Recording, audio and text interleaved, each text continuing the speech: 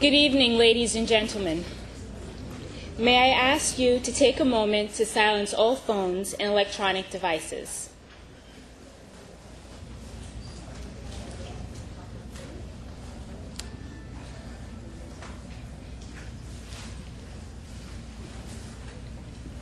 Thank you. On behalf of the Office of Campus Ministry, I welcome you to this evening's program, Stuck in Traffic. Because we are a Catholic institution, the College of New Rochelle upholds the social justice teachings of the Church as an essential part of our Catholic faith. Modern Catholic social teaching is the Church's body of social principles and moral teaching, and is based on and inseparable from our understanding of human life and human dignity. Every human being is created in the image of God, and therefore is invaluable and worthy of respect as a member of the human family. Because this commitment to social justice is at the heart of who we are and what we believe as college, we begin our program tonight praising the God who created us. Let's take a moment to bow our heads for prayer. O loving Creator, we thank you for giving us the chance to educate ourselves, our college, and our community. We ask you to save and liberate all victims of human trafficking. Heal every victim that has been sold for the purpose of forced sexual acts and brutal hours of hard labor. Restore the dignity and self-worth to all trafficked persons and protect them from harm. We also pray for the traffickers involved in the act of buying and selling human beings. Help them to realize that what they are doing is wrong. Most importantly, help nations provide for families living in poverty so that human trafficking is not seen as a last resort of income. Make us strong so that we may raise awareness and take the first step in solving a major worldwide problem that largely goes unrecognized. We ask this in your name. Amen. Amen. Allow me to share our goals for this evening's presentation. Through our interaction tonight, we aim to dispel myths about global and domestic trafficking, as well as learn how to advocate on behalf of victims. Every 10 minutes, a woman or child is trafficked into the United States for forced labor. To give you a better idea of how prevalent trafficking has become in this century, let me share some statistics with you. Tonight, each of us in this space represents the world's population of trafficked individuals, almost 1 million people. Upon entering the auditorium tonight, each person received a card, either yellow or green. On one side of the card is a true story of an actual trafficked victim.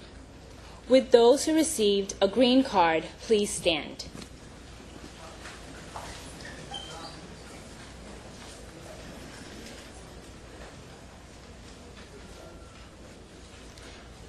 You represent the 70% of trafficked peoples who are women. All those who are seated represent the 30% of male victims. Thanks. Please be seated.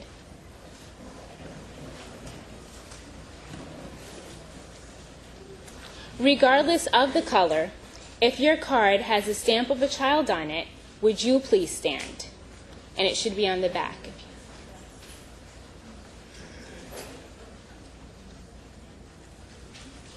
You represent the 50% of trafficked victims who are children, boys and girls. Thank you. Please be seated.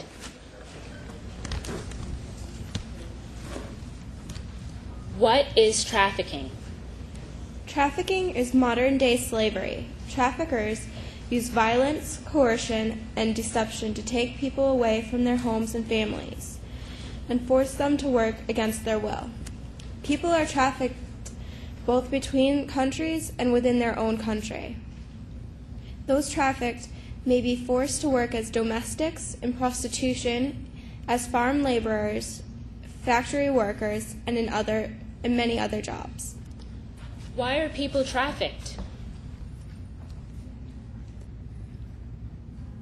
People generally put themselves or their children in the hands of traffickers to escape poverty, discrimination, or war. They are promised fantastic opportunities, such as well-paid jobs, education, or marriage. Many imagine that they will be able to send money home to help their families. How does trafficking work? Traffickers usually target people who are in desperate need of money. Families or individuals, usually in rural areas, are approached directly by the traffickers with promises of money, well-paid work, or an education. Sometimes people are recruited through agencies that offer well-paid jobs, make the travel arrangements, and help to obtain travel documents. The trafficker may initially cover these costs, and then a system of debt bondage emerges. Once the victim arrives at the final destination, they find that the promised job does not exist. But they still have to pay back the money, which could be as much as $40,000. This amount can be inflated through interest on the money borrowed and charges for accommodation on food. When the victim is paid a fraction of what they were promised or nothing at all, it becomes impossible for them to pay off the debt. Who are trafficked? Young children, teenagers, men, and women. Women mostly for sexual exploitation. Approximately 800,000 to 900,000 victims are trafficked annually across international borders worldwide, and between 18,000 and 20,000 of those victims are trafficked into the U.S., according to the U.S. Department of State. Here's one story. Hello, my name is Mary. I was born in Mexico. When I was about 17 years old, I was persuaded to go to the United States with the promise that I would have a better life and be provided with a job. A man promised to take me and would make sure I was safe. However, when I arrived in the USA, my life got a lot worse. I was given a job at a factory packing vegetables, but I was escorted there and back every day and was never allowed to go anywhere on my own. I was never paid for the work that I did. I was given drugs and was badly abused. I wasn't allowed to go see a doctor when I was ill or hurt. I wasn't allowed to leave my apartment except when I went to work. The man who took me to the USA threatened me. He said that if I tried to escape, I would be deported, sent to Mexico, or hurt by the immigration authorities, the people who decide who can stay in the country. Eventually, I managed to escape with my young son. I am now staying in a special center that looks after people who have been trafficked or abused. I have shelter, food, clothing, and advice about what to do next. I am hoping that I will be able to stay in the United States and start a new life. Let's look at breaking down some of the stereotypes that exist about human trafficking. Myth number 1. Human trafficking is the forced transportation of people across borders. Reality. Human trafficking can take place within a city and no borders have to be crossed. Like the trafficking of an immigrant living in New York City into a sweatshop factory on 38th Street. If a person is not forced into some kind of labor against her will, this is not trafficking, but kidnapping. The key is that the person is forced into some kind of labor. Myth number 2. Trafficking victims are only foreign nationals. Reality. Both UN Protocol and US federal law use definitions of trafficking in persons that do not require crossing of international or state borders. Many trafficked persons are victims of internal or domestic trafficking, trafficking within the borders of a single country, and are themselves citizens of that country. How often have we heard about runaway teens being forced into lives of prostitution in major cities throughout the United States? Or what about the Denver mother who sold her child into prostitution? She arranged for her 14-year-old daughter to have sex numerous times with the same man over 9 months. Both mother and the solicitor were arrested this month, November 2009, and are now sitting in a Denver jail having been charged with several crimes. And then there's Nicole Davis, the North Carolina woman accused of selling her 5-year-old daughter, Shania Davis, into sexual slavery before the girl was murdered. Her body was discovered this past Monday. The mother has been charged with human trafficking. Myth number 3. Poverty and inequality are the causes of human trafficking. Reality. Trafficking is a criminal industry. Blaming poverty and inequality alone is inaccurate and tends to deflect blame away from those that perpetuate trafficking, the traffickers themselves and their customers. Let's lay the blame where it belongs. Myth number 4. There's not much one person can do about such a huge issue. Reality. Together, we can make a huge difference. Around the world, organizations have joined governments in the campaign to eradicate human trafficking, whether in the courts, in the media, or in targeted local campaigns. Law enforcement officers and human rights activists are finding ways to rescue victims from indentured servitude, forced prostitution, and child labor. At the same time, organizations and governments are conducting broad educational campaigns to prevent other innocents from falling prey to this 21st century form of slavery. And your presence here tonight brings you into the work of ending this global and domestic horror. We now invite Helen Wolf, Director of Campus Ministry, to introduce our guest speaker, Sister Clare Nolan.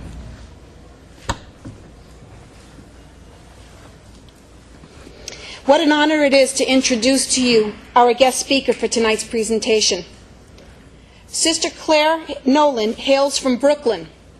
She holds a Bachelor of Arts from Liberal Arts from Fordham University, a Master's in Social Work from NYU, and a Certificate of International Affairs, also from NYU. She has been a member of the congregation of the Sisters of the Good Shepherd for over 40 years. Her order is an international congregation which sponsors direct social service projects in over 60 countries where they seek to extend mercy to the poor, to the oppressed, awakening in our world the dignity and value of each person. Her congregation has special consultative status with the Economic Social Council of the United Nations, where they advocate for change in whatever condemns others to live a marginalized life. From 1999 until last year, she was the NGO organization representative for her congregation at the UN. Prior to that, Sister Clare worked for over 25 years in direct social services in New York child welfare.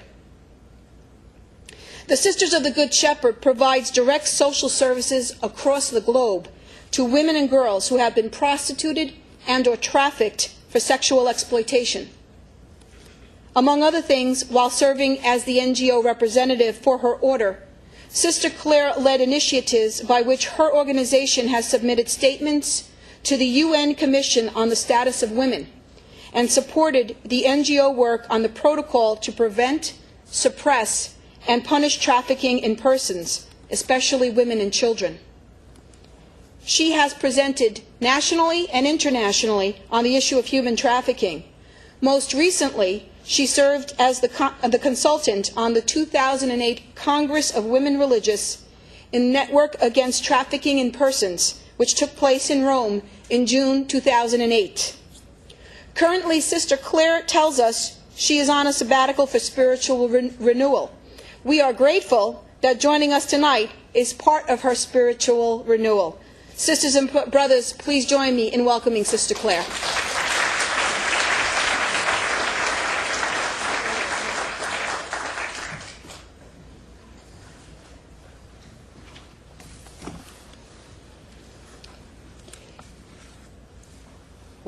Thank you very much, and I'm most happy to be here, although I'm having second thoughts about why I'm here after that great presentation by the young women here. You really have all the information you need, so let's just get busy about it. But I will share with you some of my own perspectives. I was told that the topic tonight was the trafficking of women and how it relates to women in society today. What does trafficking have to do with women in society today? Everything. I want to explore some aspects of the phenomena of trafficking that relates directly to women in society. And I think this is most important because sometimes I fear that people come together to learn about trafficking in almost kind of a voyeuristic way, where we're shocked about the horrible things done, but it's all out there happening to someone else, and it doesn't come home to where we live and where we can do something about it.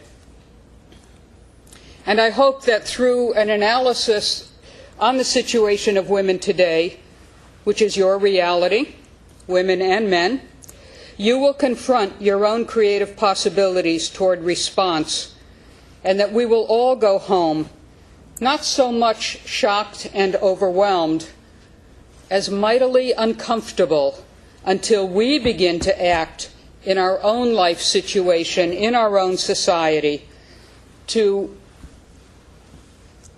influence a reduction in the trafficking of women and the promotion of a society that holds no discrimination according to gender. And of that, each one of us can be a part. Now, you've had a great review of trafficking, but I have a couple statistics here just to give a short overview of the basic reality of trafficking. It's what you've already heard. The phenomena of trafficking has grown parallel with what we refer to as economic globalization in our world, especially since the 1990s. And it has been acknowledged internationally as a modern-day form of slavery. Since the 1990s, according to the United Nations Global Report on Trafficking of 2009, the overall trend in trafficking continues to increase. 79% of the victims are women and girls. Trafficking of children is responsible for at least 22% of reported victims, and trafficking in children has been reported in every region of the globe, and in some regions of the globe, 100% of trafficking reports are children. The most common exploitation of trafficking reported is sexual exploitation, which accounts for 79% of trafficking, 18% for labor, and 3% for other forms such as organ sale, marriage, child begging, and ritual killing, or what is referred to as mystical practices. Each victim of trafficking, with a combination of economic, social, and personal vulnerability, has a desperate hope that sets them on a journey of deceit and coercion. Each trafficker dismisses each person's humanity in favor of huge monetary gain.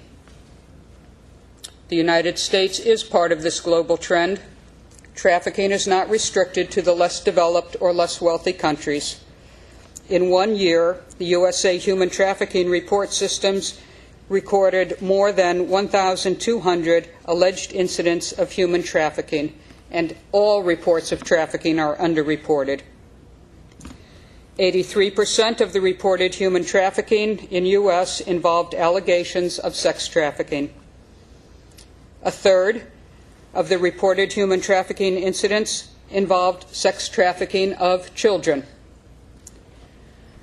That is, girls. 90% of the victims in all forms of human trafficking were female. 99% of victims of trafficking for sexual exploitation were female. So all that to say, trafficking is real, it is international, it is in the United States, and victims of trafficking suffer the most profound types of sexual, physical, and psychic abuse. Now, what about women in society today?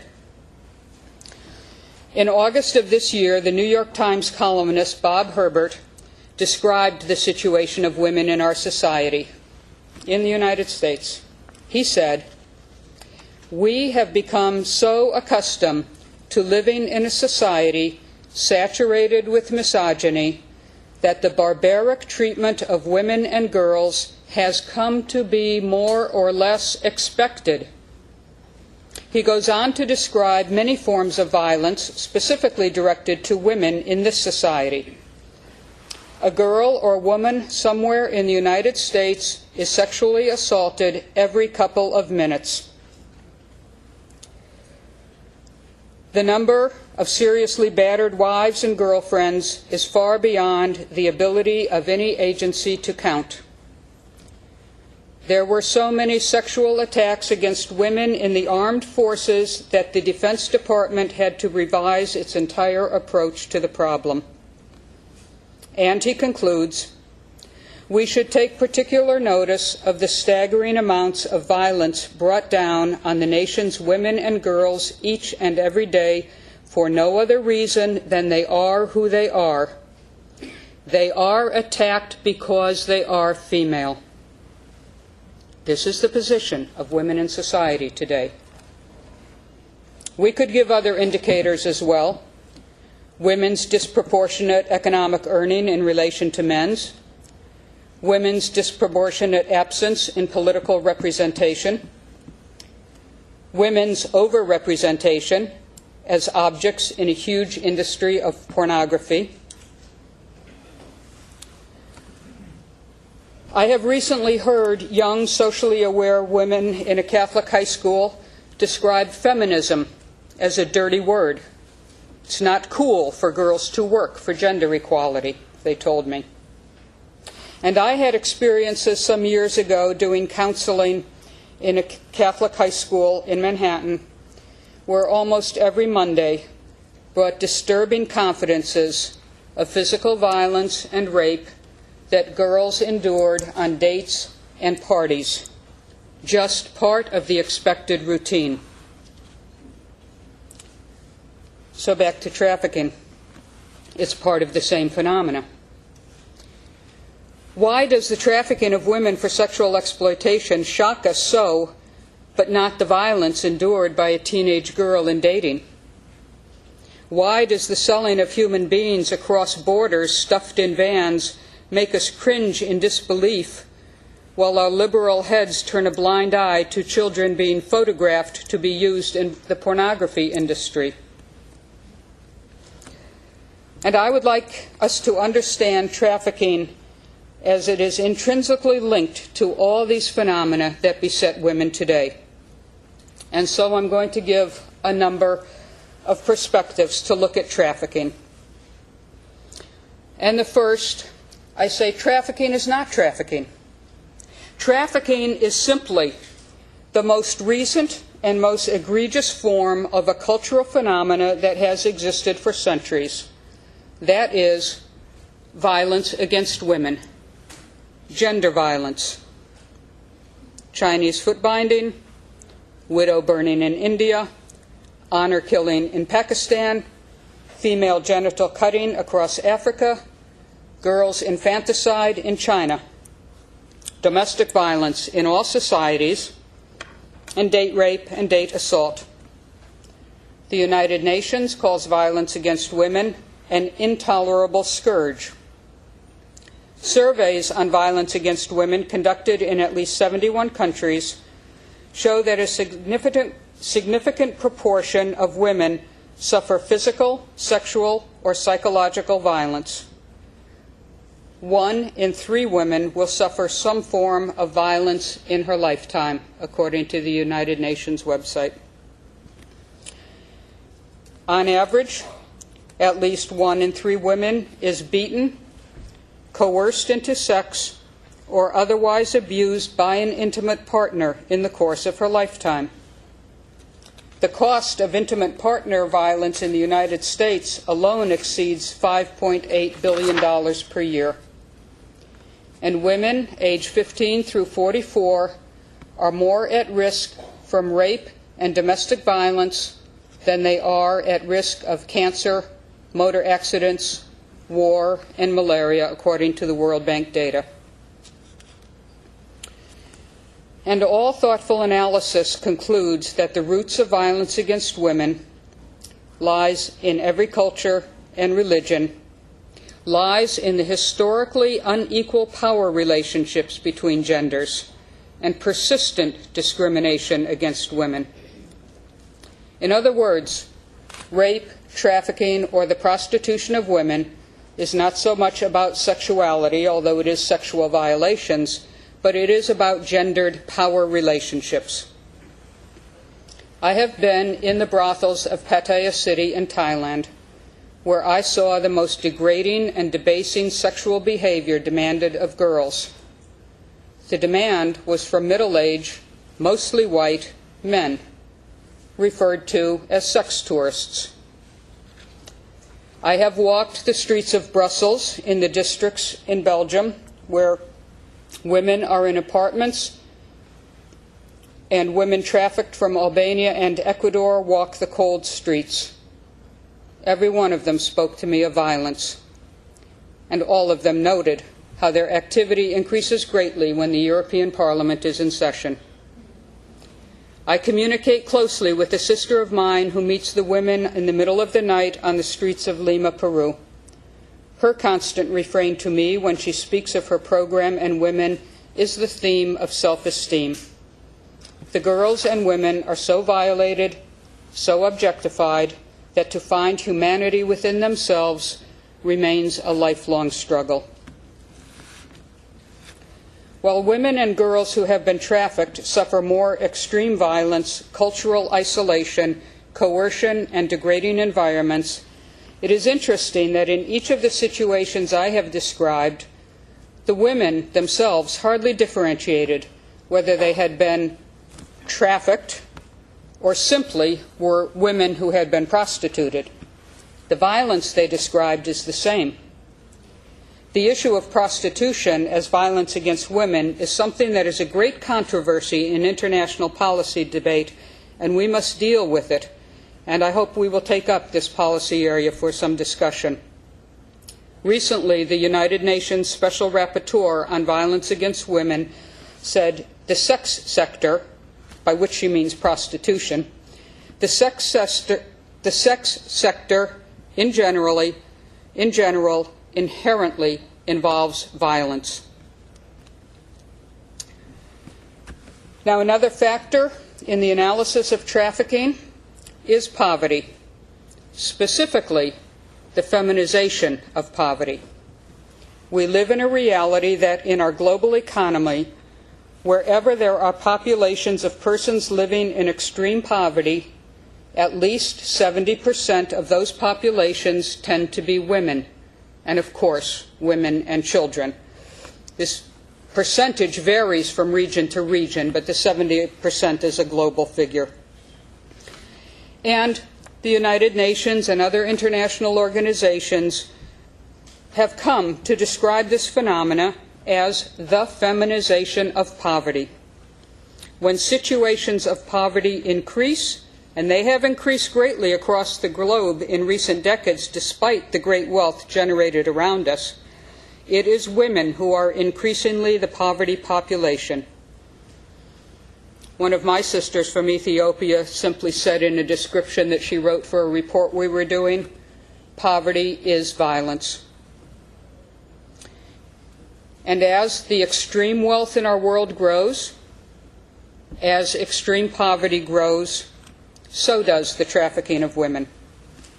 In 2006 Catholic News Service article, a spokesperson representing Protestant, Anglican, Orthodox, and Old Catholic churches noted that women are those often most desperately affected by poverty and those most in danger of becoming an easy target for traffickers. A recent UNIFEM, the United Nations Fund for Women in Development report on poverty, states, feminized poverty traps women in multiple layers of discrimination and hinders their ability to claim their rights. Not only do women bear a disproportionate burden of the world's poverty, but globalization itself has widened the gap, with women losing more than their share of jobs, benefits, and labor rights. On and on. From tax systems to trade regimes, however, economic policies and institutions still mostly fail to take gender disparities into account.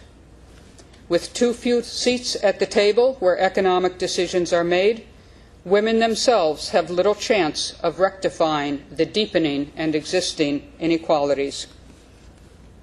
Now, topics of globalization, tax systems, and trade regimes get to be very technical and for most of us a bit boring.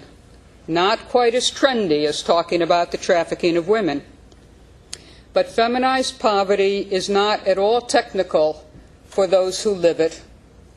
It is as tedious as dirty drinking water and as deadening as the inability to read, as monotonous as a live-in maid with no day off nor any social outlet in a foreign culture. It is intensely clear in daily lives characterized by lack of health care, lack of food for themselves and their children, and sadly, watching children wane unto death. And sometimes their poverty is as startling as accepting money for their bodies so their children can eat. And sometimes it is desperate enough to allow their children to go off with strangers who promise unlikely jobs in the hotel industry in a far-off city. But it exists not only in easily conjured scenes of developing countries, but it exists in the bastions of wealth, such as the United States, where often runaway children, having acquired the internal poverty of girls who grow up abused and incested, nobody noticing, are now vulnerable to the violence of being prostituted. Recently, there have been reports of teen girls being bought and sold on the Internet, eBay, Craigslist. And we all know stories from the newspaper of high-level diplomats or politicians who deny labor rights to their nannies or domestic workers. So, as we think towards a response to trafficking, poverty is one area. But it's not only poverty. This may sound simplistic, but it bears clarification. Trafficking is not simply about the women who are trafficked. It is not simply about organized crime networks, and it is not only about unscrupulous pimps. One of the least attended to details of trafficking is the issue of men who purchase women to perform sex acts on them. We call this the demand. I do not call them customers. I do not call them clients. I call them perpetrators. The demand for prostituted sex. Why is there a seemingly insatiable appetite for prostituted sex that makes trafficking of women so lucrative? Despite international crime conventions, despite some good national laws and a decent New York state law, despite public horror, in the end, trafficking is about demand for the prostitution of women. It is about men who demand to purchase sex as a consumer commodity. In this reality, the object of prostitution, the trafficked women, is depersonalized, demeaned, constantly subject to the whims of another human being, and judged by qualities that are important only to the consumer: freshness, exoticness, exterior appearance, racial assumptions. Such consumerism of women as objects has everyday counterparts in abundance of internet pornography ads on Craigslist, and many mainstream media ads that use the female body as object only as an advertising strategy, be it Calvin Klein, Victoria's Secret, or the latest Christmas present fad. I think that if there is anything that beats a sense of dignity out of people, it is being trafficked into a system where full value is measured only as sexual merchandise, not as a human person. In an artistic display recently on display in New York City called Journey, it was put together by the actress Emma Thompson, the story of one woman trafficked from Eastern Europe to the United States. Here's what she said about demand in telling her story. There was a big price list on the door. I just didn't know what to do. After him, I don't remember. I just remember I was crying. There was never less than 40 men a day. It was really difficult. I didn't want to touch him. Not one day off. Every day I thought I was going to die. I always felt I had AIDS. No one asked, "Are you okay?" I couldn't talk to anyone. And on and on. Men seek out women, children, and sometimes men for the purpose of soliciting and buying sex acts. They are the primary actors. They are the demand. Without them, prostitution wouldn't exist. Such buyers are all around us. Internationally, it looks like this. In Spain, 39% of males go or have gone to prostitutes, and around 30,000 go every year as tourists to Latin America to have sex with minors. In Thailand, 73%, and in Japan, 37% of males have gone to prostitutes. In India, approximately 10 million women and girls are exploited through prostitution. In Mexico alone, 80% of women and girls brought out of the country for sexual exploitation are sent to the USA. The list could go on and on. Who of us know purchasers in our social circles? Who of us even asks the men in our lives if they are part of the demand? Maybe not in classic trafficking, but in stag parties, spring break weekends, adolescent sexual initiation. Other well-rooted practices in human history, including slavery for plantation labor, have been eradicated.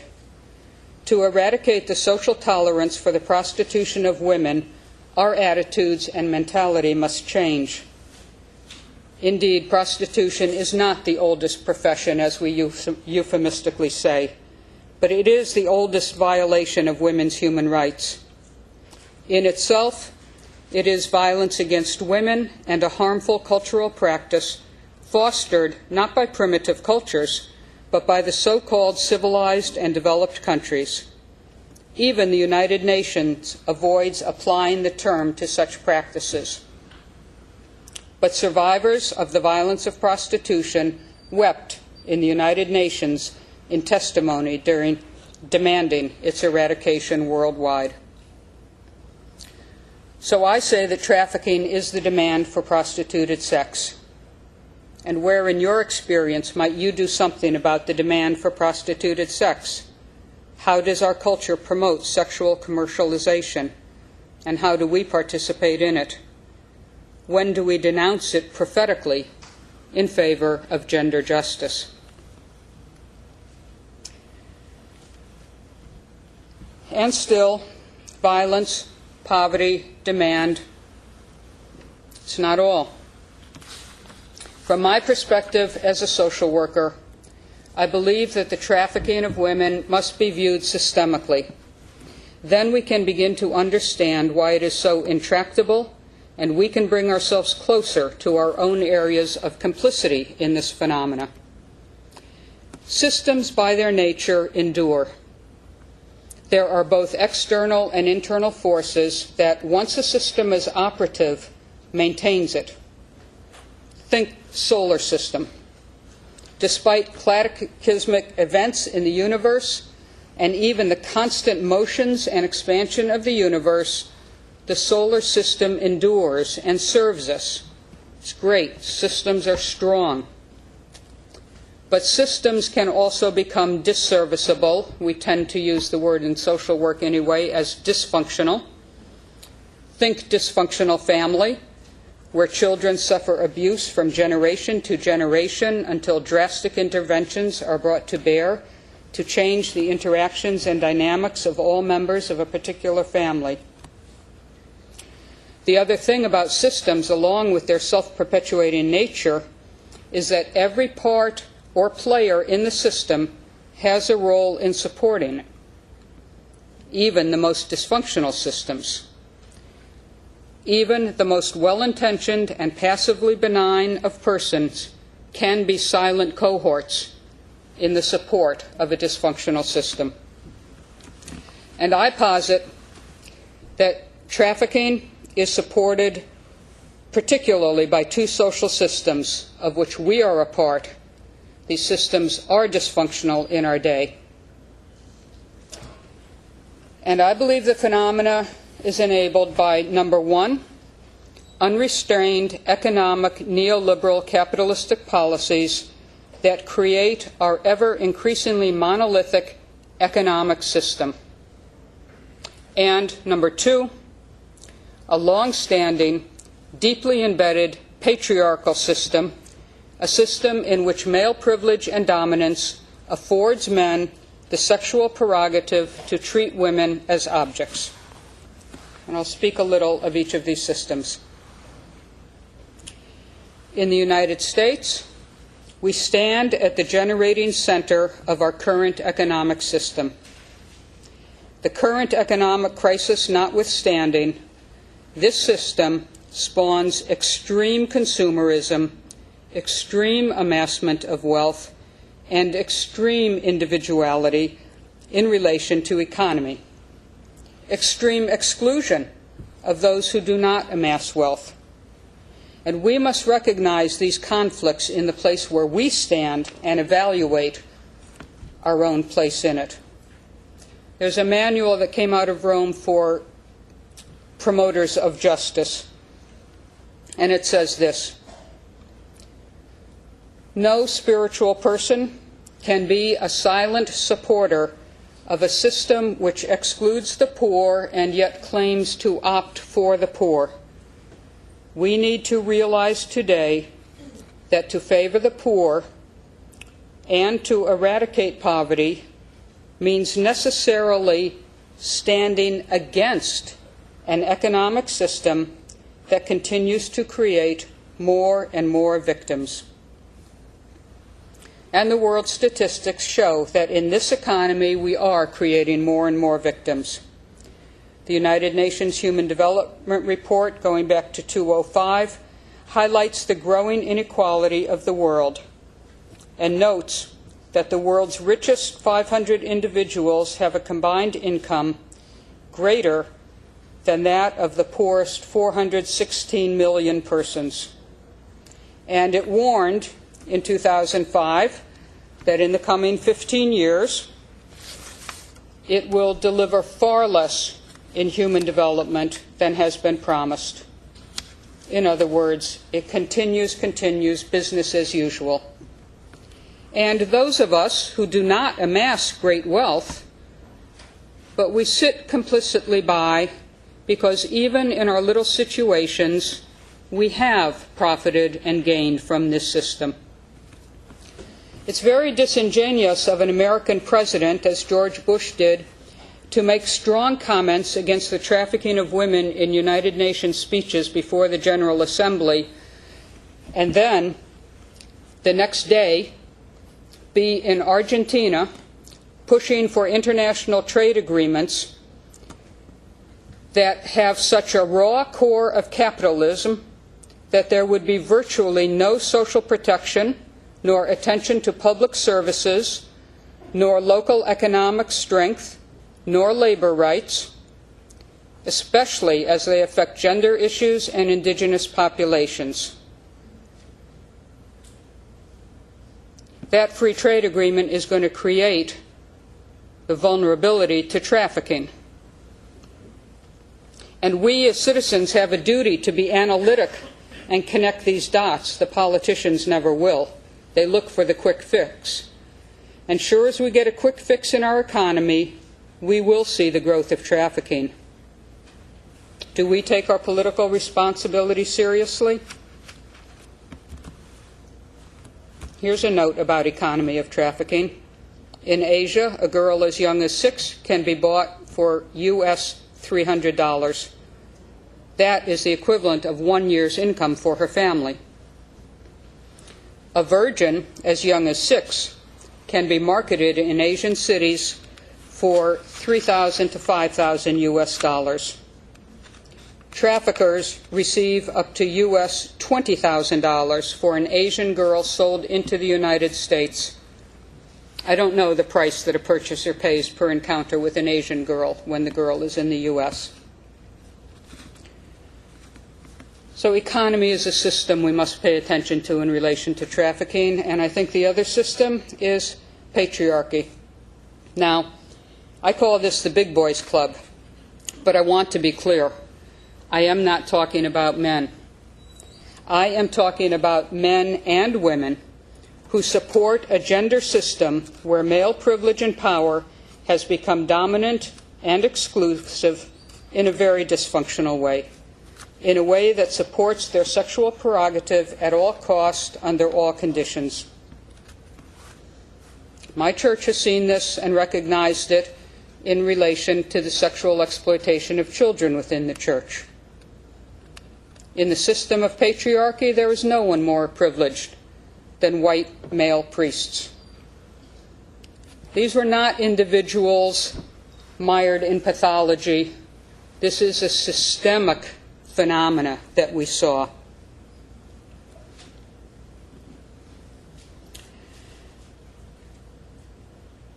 When patriarchy is out of balance, the tolerance of the prostitution of one woman promotes sex discrimination against women as a group.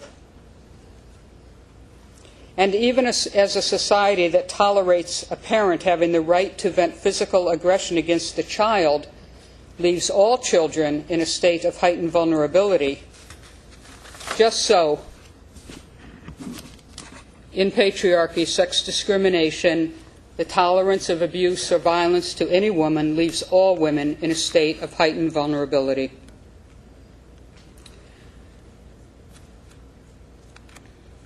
The question about systems are, do we want to support social systems that stimulate such a reality in our families, in our communities, our countries, our churches? Do we want to change the culture of patriarchy that disproportionately disadvantages women and leaves them victims to gender-based violence, including being trafficked? Do we want to support the global unrestrained capitalism that renders disproportionately women powerless and penniless and thus ripe to be victims of traffic? We could add military system, pornography system, racism system, but we all have to get home tonight. But I do want to say one word simply about migration in relation to trafficking, especially for those of you involved in any kind of international study, and for all of you who will very soon, I hope, be involved in a national discussion of immigration reform here in USA. I'm no expert on migration. It's a very complicated field.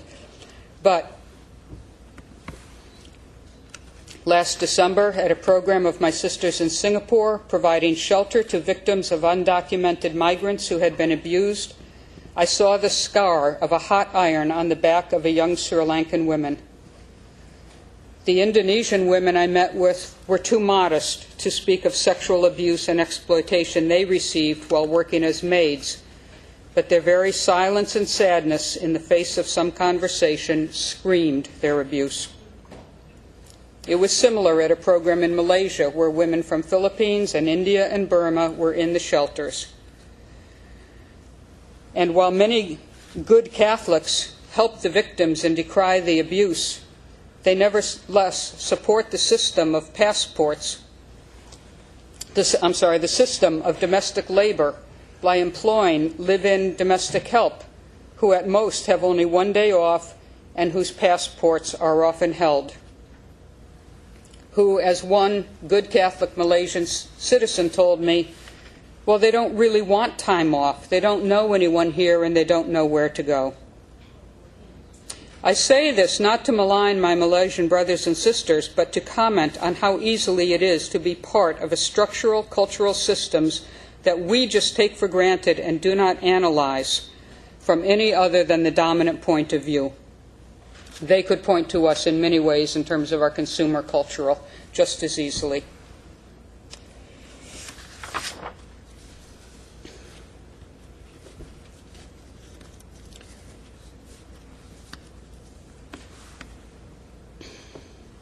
Governments must protect victims of trafficking, including victims who are foreign migrants.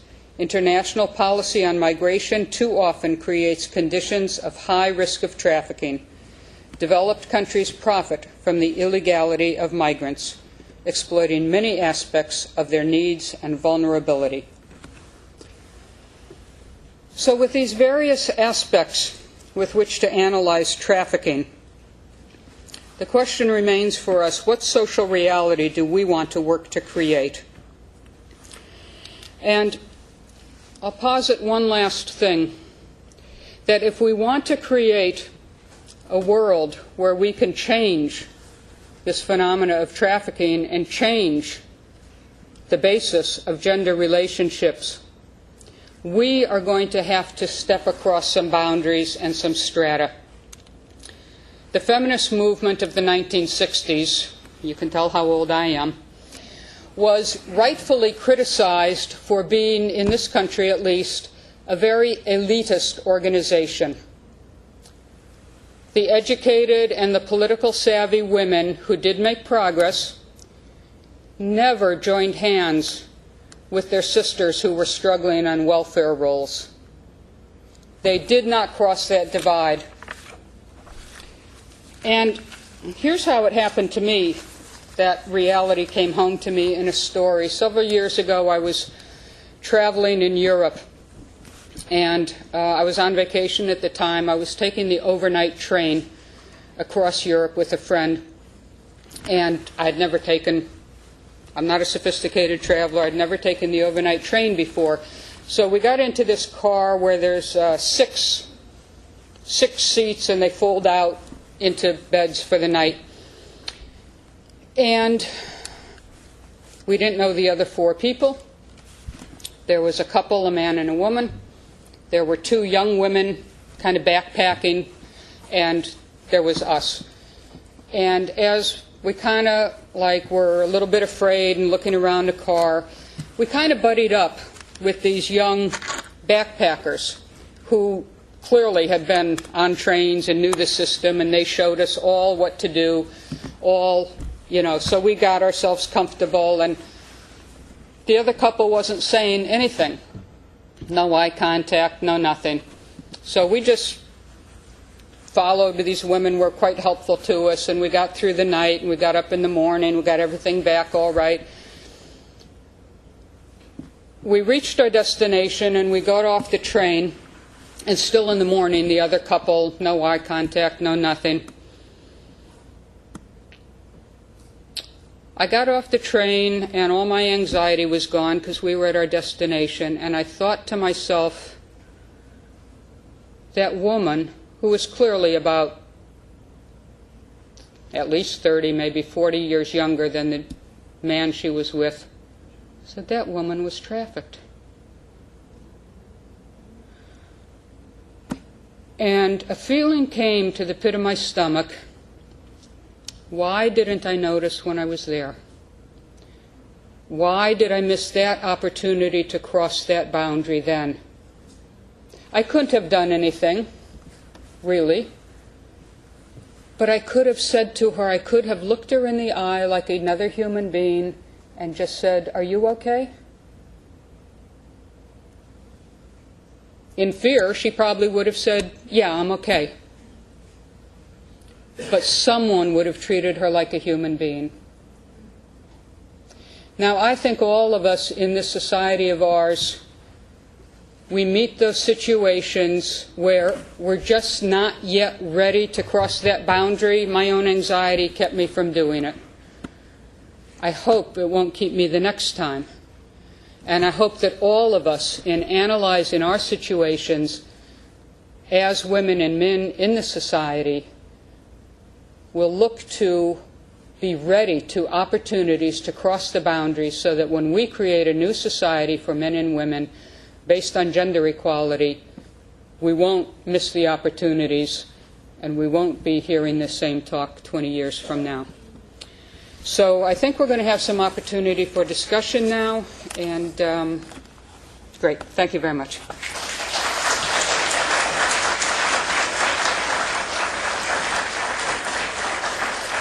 Thank you, Sister Clare, for sharing your knowledge and passion regarding human trafficking. We now invite Father Joseph Flynn to lead us in our theological reflection. We encourage you to ask Sister Clare any questions you may have as well.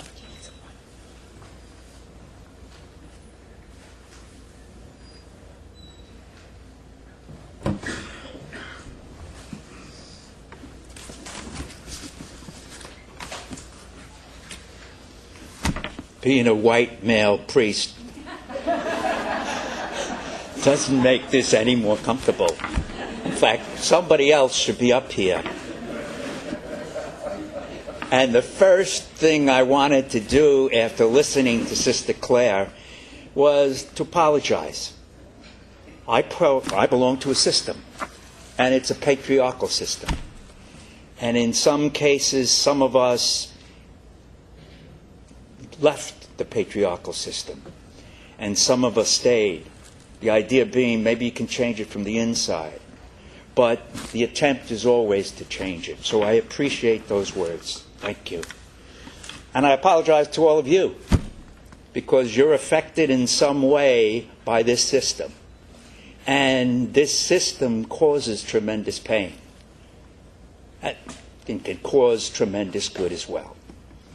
And so I guess to start off, I think I heard it through the audience.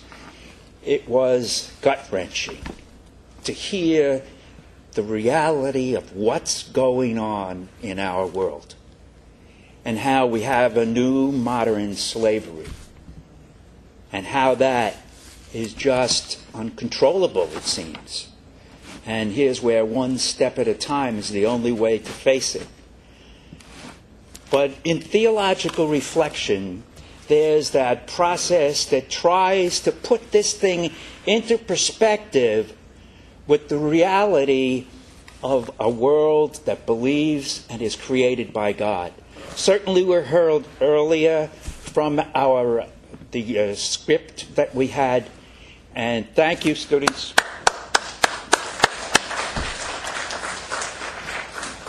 But certainly, and thank you, Claire. We heard that as we began with a prayer, that we are all created in God's image. It's a basic principle. And in that principle, we're all asked to believe that God is in you, and in you, and in you, and in you, and in you. All of us. And all those people that have been trafficked, God's image is in them. So this is a bigger reality than just a human condition. The reality of this really is God is being violated.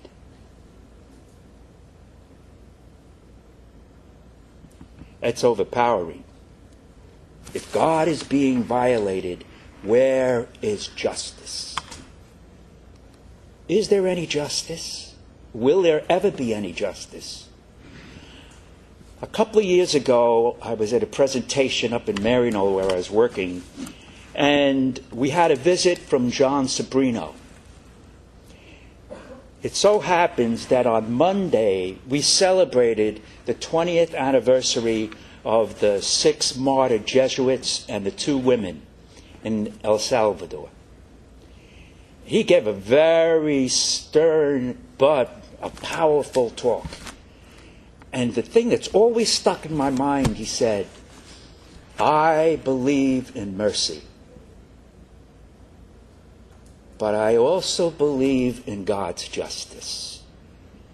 We'll have mercy and God will provide the justice. It's not an answer, but it's something that helps me think about in the wave of reality that is impossible to change. Is there going to be justice? I got a feeling there is. We don't want it the way we think it's going to be, but we're all called to a certain responsibility in life.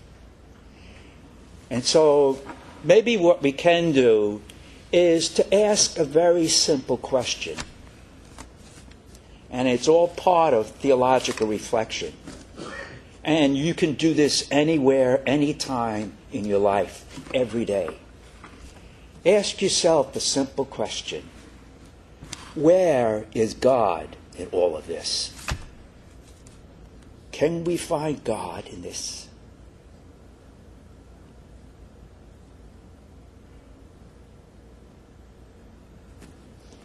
We'd like now to take some time to invite the audience to comment, to raise questions to Sister Clare, and also maybe raise issues amongst all of us. And if you choose to do so, just remember to come down to the mic so we all hear the question and we can respond to it.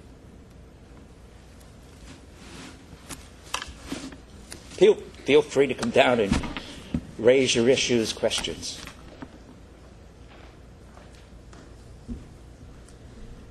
Okay. Sister Clare, as a social work major, I wanted to know, since you work in the child welfare spectrum, did that also influence your work as far as human trafficking, because you see children that are being abused and maybe have underlying tones of issues like that?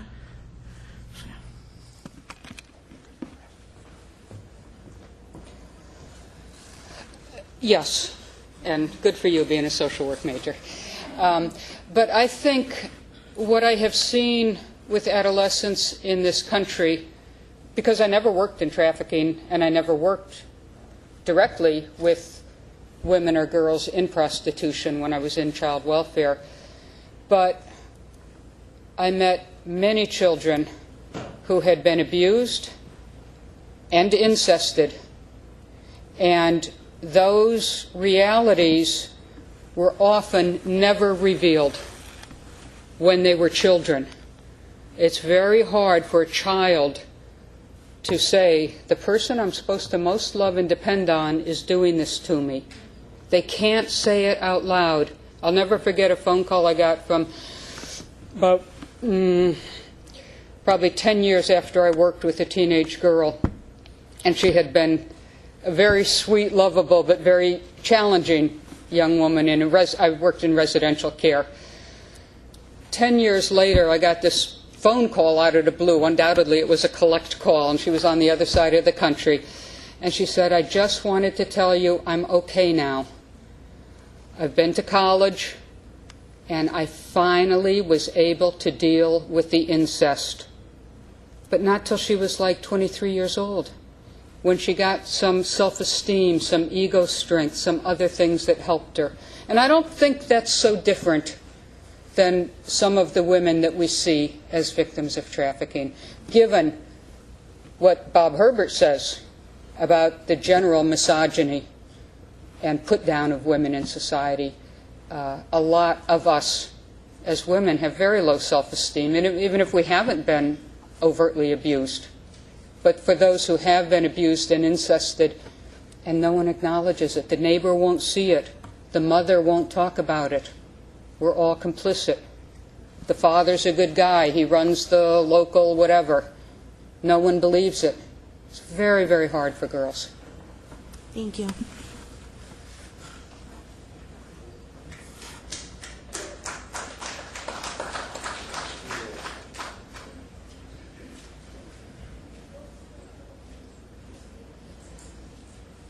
Good evening.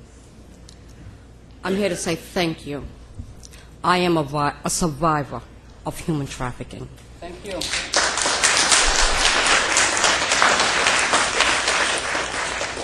When this was done to me in the late 60s and the early 70s, there was no one to reach out to. It was swept under the rug. And because of people like you today, many of us are being saved. Many of us have a place to go to. Many of us know now that God does love us, and we are learning to become human beings. Please don't ever stop your work. And for anyone that's here in this audience, please help us, because there's so many out there that they don't reach the point in life that I reach. They die before they get to reach 49 years old. So thank you to you and your organization.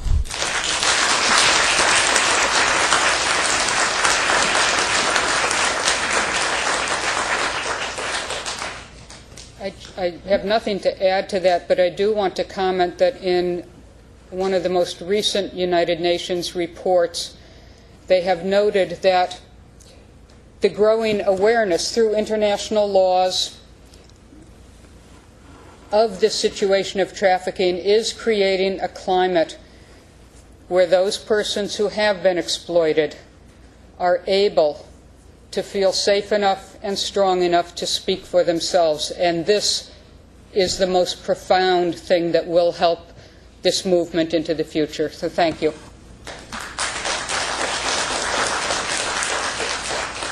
I wanted to ask if you could share with us some of your experiences in working with the families of the traffic victims.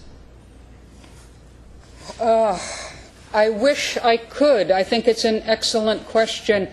I have not done enough direct service work, and I have seen nothing in the research. I've worked on the international policy level, so I don't have the experience. And I have seen nothing in the literature pertaining to that, but I think it's a great area that we ought to explore, because we do hear a lot about, oh, how could that family sell that child? Well, it's not that simple, I know that. It's very complicated, and each culture has its own complications. But I know from working with abused families that to change a system, you must change the interaction of every player in the system. There's no such thing as easy rescue. You can't take a child out of the family. It stops the abuse of that child, but guess what? The next child starts getting abused. You have to change the dynamic between the parents. You have to change the power relationships. You have to help the silent, complicit parent to speak for themselves and gain some areas of power in the family relationship. You have to work so that the child is respected enough to have some power. So that's just general about abuse and dysfunctional families, but I haven't seen anything specifically on families of trafficking victims. Thank you. Thank you for your comments. I'll look to see that we can develop more of that. Oh.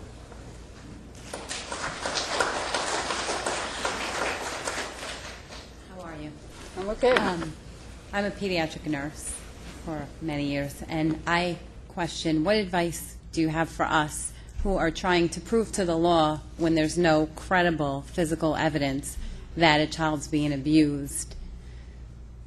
Any recommendation on how to get them to believe their word when there is no... What's the work you're doing?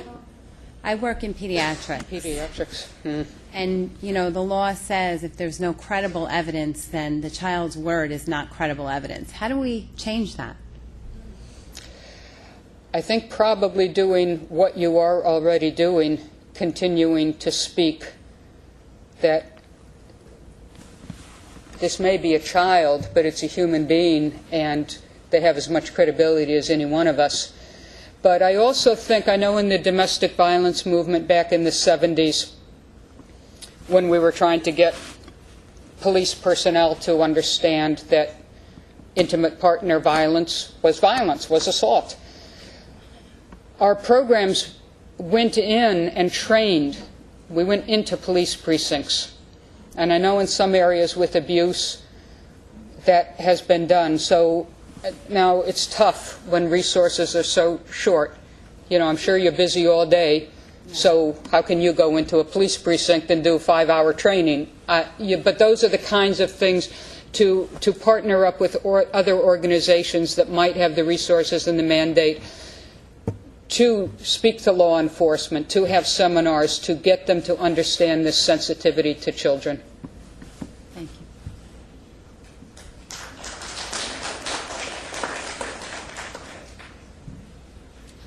Hi. One thing that really touched me when you were speaking is I come from Kenya. And Welcome. We have sisters there. Excuse me. I have sisters in Kenya. Yeah, there are quite a few there. And the years, as the years go by, I have seen amazing transformation, horrible transformation. When I was growing up, when I was born and raised there, and the things that I'm seeing I have never in my life heard of. So I don't know whether it is the advent of media, you know, pervasive media, or it's because people are speaking more. Or I know it's a combination of all of them, and definitely globalization. And I'll say one of the things that I want to say about that. I read a story that is still making me shake as I speak on the internet news about, you know, at home. And the story was about 6-8-year-olds, you know, being prostituted by their parents for food in some village back home. I honestly, I just also came back from there. I was there for 3 months. And one of the things that amazed me is that we would watch some news, and I would stand there totally flabbergasted. And I saw some relatives and friends not reacting like I had seen here, you know. I mean, really things happening like rape and stuff like that with such, you know, with such, with such commonality, you know, so regularly that people start beginning to think that it is the way it's supposed to be. So when I saw that, it just said, I have to do something, I have to do something. But, you know, we are all so caught up with so many things. I have various projects I'm trying to do. So as much as and in fact, I called home the following day, and I talked to an aunt, and I talked to a brother, my sister, and I talked to somebody. I said, we got to do something about this. It's crazy. And, you know, before you knew it, I'm off to something else, and I go back on the news, and I read some more, and I'm saying, what am I going to do, and would I, you know, where? One of the things, the complacency is, you know, there is complacency, and I'm guilty sometimes, because you feel there are so many problems, where do you begin? So you are overwhelmed by the problems and where to begin.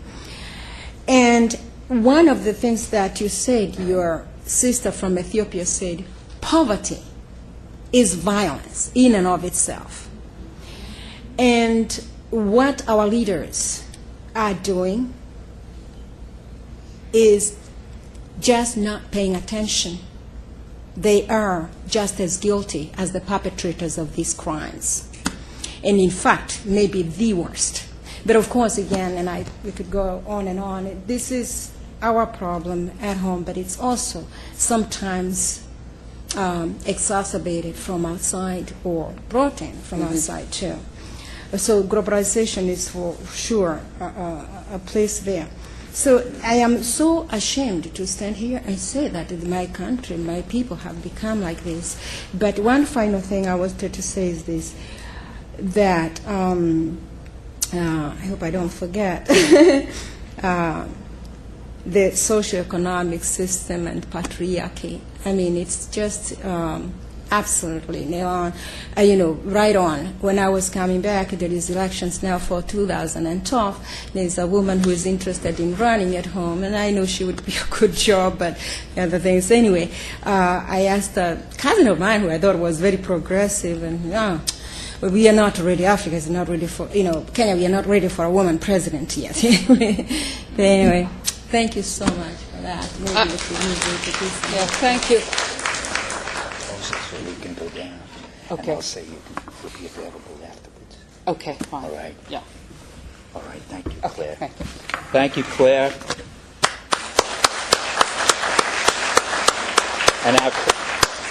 And our questioners. Sister Claire has generously offered to stay afterwards and is willing to talk with you, answer any questions you might have. So feel free to do that.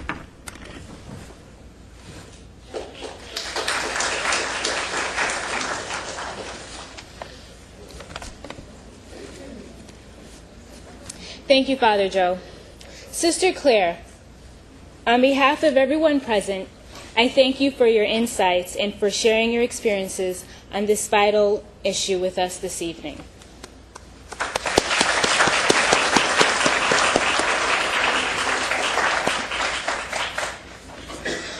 We've learned a lot tonight about human trafficking. We are armed with knowledge and statistics. But what can we do with what we've learned? The Office of Government Relations here at the College of New Rochelle presents one way to take action. In 2008, Congress passed the Trafficking Victims Protection Act and authorized about $30 million to find services for U.S. citizen and foreign national victims of human trafficking. You can help by asking your federal legislatures to appropriate the funding in order to effectively address the problem of human trafficking in our country. You can start tonight by stopping at the advocacy tables in the lobby where there are postcards and pens. If you can spare the time tonight to write your postcard, we will mail them for you in the morning. And don't worry if you don't know the names or addresses of your reps. Government Relations has all that information for you at the advocacy table. Here's another idea. Human trafficking is an overwhelmingly difficult issue to face. Victims' stories are heartbreaking and statistics unfathomable. I invite you at the end of the evening to share your thoughts when we adjourn to the lobby by writing a reflection about what you have witnessed tonight. Perhaps this might spur someone to write an article for a newspaper or journal, thus sharing what you've learned here tonight with an even larger audience. Another way of taking a step is by filling out our evaluations. We want to know what is important to you. If there was something that you liked this evening, please take a moment to fill it out on the evaluation sheet. If there was something that was missing that you feel was critical, write that down as well. Our paraministers are handing out the evaluation in pens, so please take this moment to share your opinions. And if you need a pen, just raise your hand.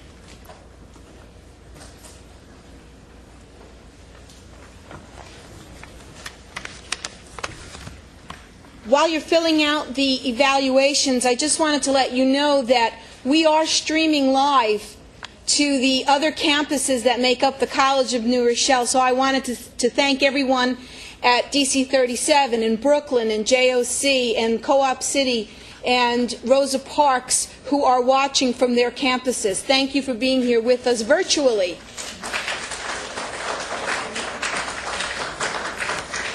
Let's get an idea of who's here tonight. How many of you are from the School of New Resources? How many of you are JOC? Co-op City?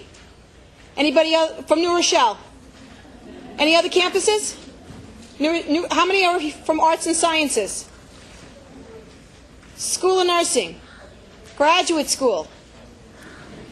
I think there were some graduate school students. Thanks again for being here. We are also blessed to have with us several of the Ursuline sisters. The Ursulines were the founding order of the College of New Rochelle. Ursuline sisters, give us a wave. Thank you for being here. I'd like to thank the Vice President for Student Services, who's here with us, Joan Bristol, and the Dean was here from Arts and Sciences. He's still here. There you are. Dr. Richard Thompson, thank you for being here. Give us a wave, Dean Thompson. Any faculty and staff here from any of the campuses of the School and the Resources, please stand. Thank you for being here.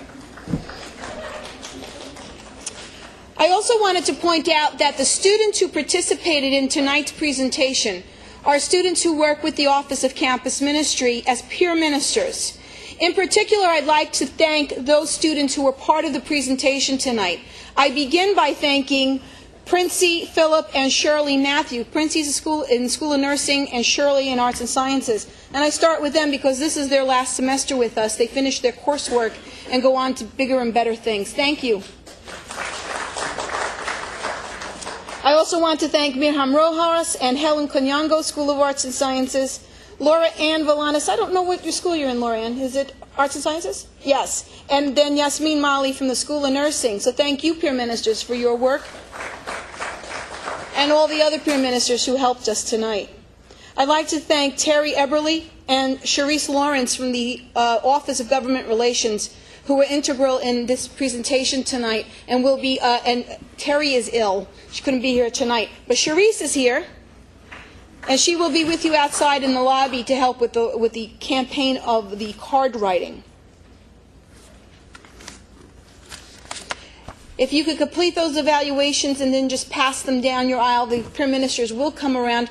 And I know it's a lot to ask, but on the opposite side is some space for you to write some comments.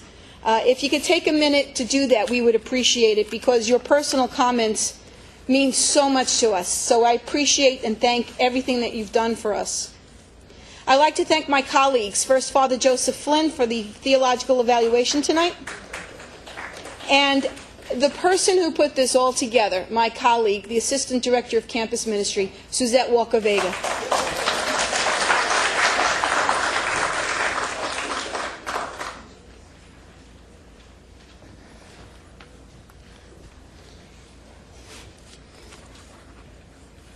Last month, Oscar Andres Rodriguez Maradiaga, the Cardinal of Honduras, addressed the CNR community from this very stage. He encouraged and challenged us to work for the common good by getting involved in the political process. He told us that responsible citizenship is a virtue, and participation in political life is a moral obligation.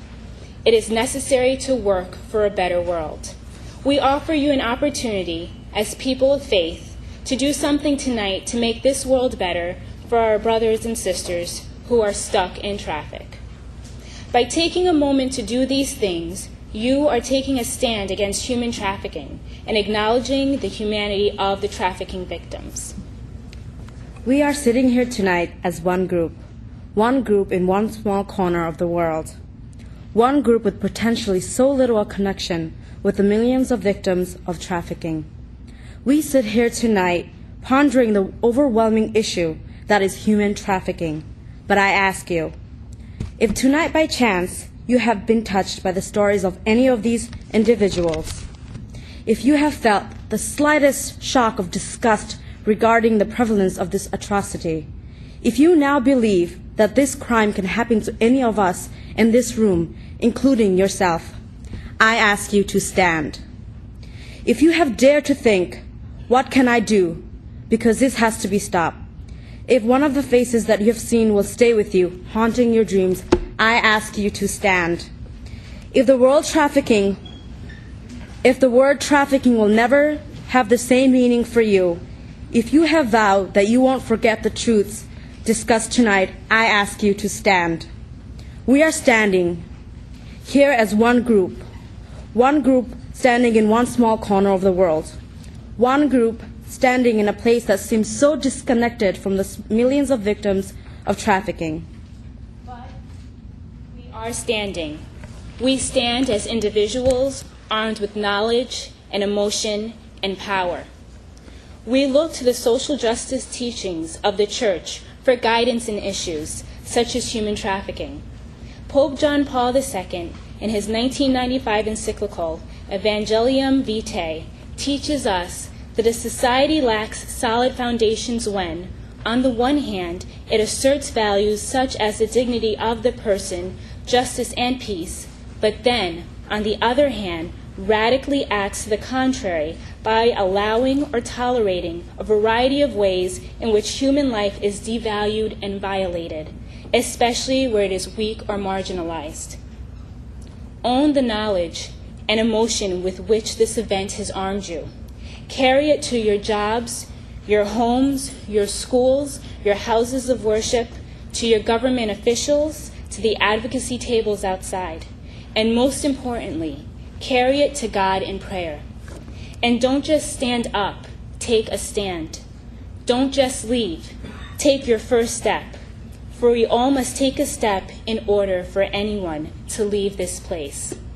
I invite you all to adjourn into the lobby, to the advocacy tables, the reflection books, the displays, and information tables. Purchase an item from the Fair Trade sale table. Many of those items were made by formerly trafficked victims. Good night, and see you in the lobby.